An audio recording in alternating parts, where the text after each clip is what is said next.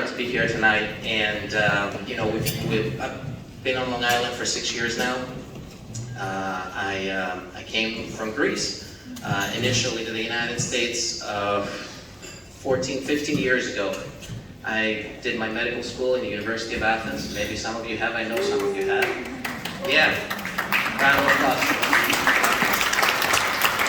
And then I trained at Dartmouth, and subsequently through Jefferson, eventually made it to Long Island. And it's been a great adventure, and we've achieved a lot of things. And all the awards and the accolades that we've achieved have actually been the result of a spectacular team that has been behind us, and I'm the product of all these people that have really made it happen. And frankly, I wouldn't be here if it weren't for them. And I like to name a few. Obviously, I could be naming people for years, but really what made us special on Long Island and allowed us to achieve these big goals was first and foremost the support of our organization of Catholic Health and of Dr. O'Shaughnessy, who recruited me here on Long Island, and obviously the spectacular team that he has surrounding him. And they've given me all the support that I needed to really bring this program to fruition. So what we do is we treat stroke and brain aneurysms, and these are diseases that are fast-paced. We need to treat them very rapidly when there's an episode, and obviously it was a very challenging time, but with their support we were able to achieve wonders, and now I think maybe over 8,000 people have been treated in our center.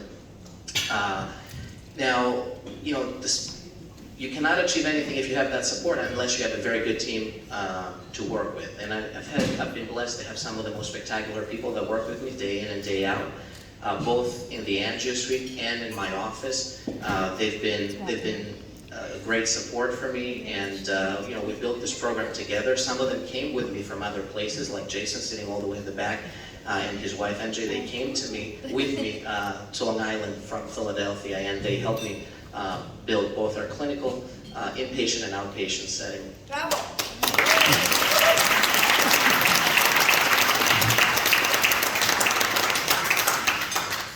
And naturally, I couldn't have done what I did without my wife, Hillary. And she's tolerated a lot of pain and a lot of cold. Now it's better now, and we have a beautiful son. His name is Aris. He's 3. He's sleeping right now. So people joke about me that I did everything in life trying to avoid Greeks, right? And here we are today. But kind of reflecting on the past professionally, I would say a lot of what I did is owed to Greeks.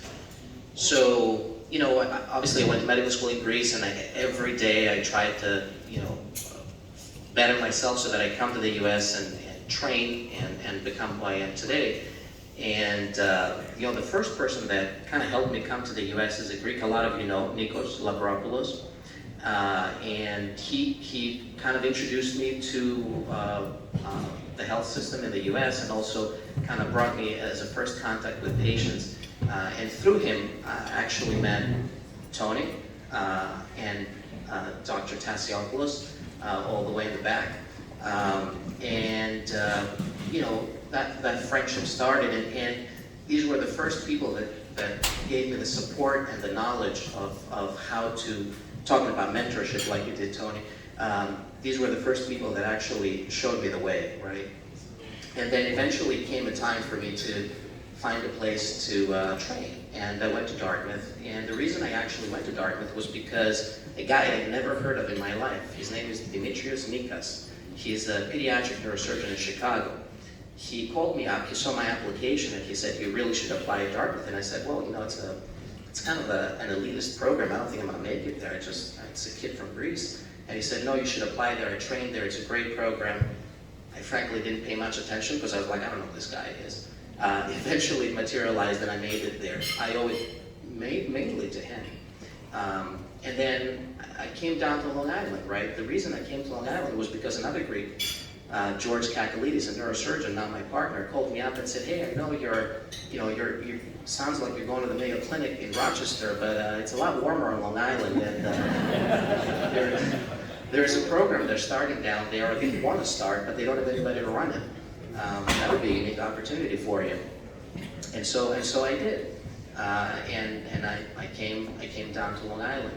And you know, starting my own practice and understanding how the marketplace works. Another great one in Chicago, Dr. George Bovis, neurosurgeon also, you know, showed me the way.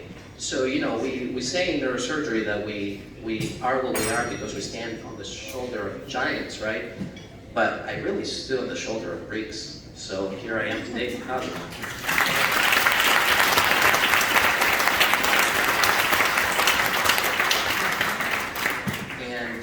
You know, one plug for the medical society. I think it's a great opportunity that a lot of us that you know, grew up in Greece didn't have. We didn't have these mentorship opportunities. These are abundantly available, especially to folks that are not necessarily yet in the medical field. They're thinking about medicine or healthcare careers in general. You know, you don't have to be a physician. You can be a nurse. You can be a nurse practitioner, PA, technologist.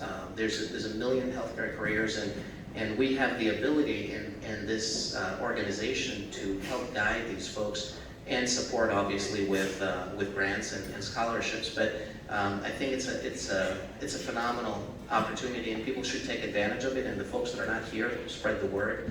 And with that, I want to thank you all. It's a great honor, and enjoy your night. Thank you.